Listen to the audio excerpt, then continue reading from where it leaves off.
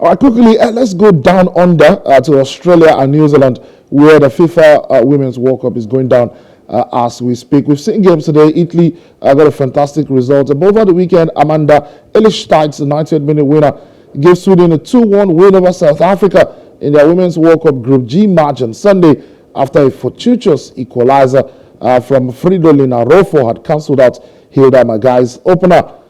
Under pouring rain in the New Zealand capital, the lanky Ilestedt jumped highest and squeezed the ball home to save her team's blushes after they were left frustrated by the African teams, by the African champions for much of the opening hour of the game. The result left the third-ranked Swedes top of their group before Italy and Argentina played out their game today. Italy winning by 0-0 in the early hours of this morning. South Africa, who are ranked 54th, were looking for their first ever World Cup win on their second appearance in the tournament, having exited in the group stage in 2019 in France without picking up a point.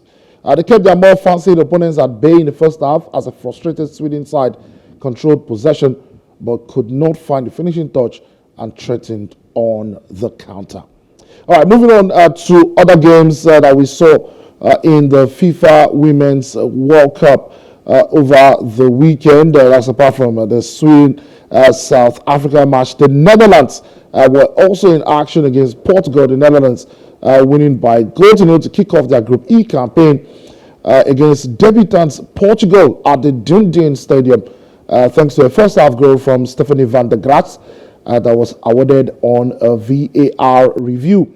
The Dutch edged Portugal 3-2 a year ago in the Euros group stage, but this time the Iberian side, that's Portugal, were no match for the team in their trademark orange and did not have a shot on target until the 82nd minute.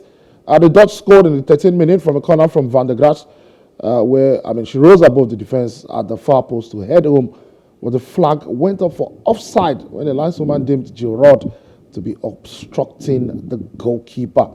However, the offside decision for interfering with play was overturned on a VAR review by the referee after she watched the replay on the monitor and the goal stood, sparking a second celebration from the Dutch team. Rob nearly made it 2-0 minutes later when she had a free header in the 6-yard box, but the unmarked midfielder headed over the bar to hand Portugal a lifeline. Portugal, however, failed to muster a shot on target in the first half, while at the other end, they thwarted waves of attack from the Dutch. All right, the team that everybody really enjoyed watching last time out, who were hosting France in 2019, had their hopes of a winning start to their Women's World Cup campaign thwarted by a hard-working Jamaican side in a game that ended in a 0-0 draw in the opening Group F clash at the Sydney Football Stadium last night. Fifth-ranked French, who were semi-finalists at the last Euros, were unable to get their game going as the Jamaicans hassled and harried them throughout the 90 minutes to earn their first World Cup points after 3 losses on their debut in 2019. Forward Kadidiatou Diani almost clinched the winner for France in the 90th minute, but her powerful header hit the bar, then the post, to the delights of the crowd of nearly 40,000 who had embraced the 43rd ranked underdogs. The Jamaicans celebrated at the final whistle as if they had won the tournament, even though they lost their best player, Khadija Shaw, to a red card in stoppage time. Coach Leonard Donaldson thought the draw would rank as Jamaica's finest football moment. It looked like the game had been robbed of its 2 biggest names when France skipper Wendy Renard and striker Shaw clashed heads in the opening few minutes, but both returned to the pitch after brief medical attention. However, Shaw was soon causing the French plenty of problems with a direct run-in and physicality.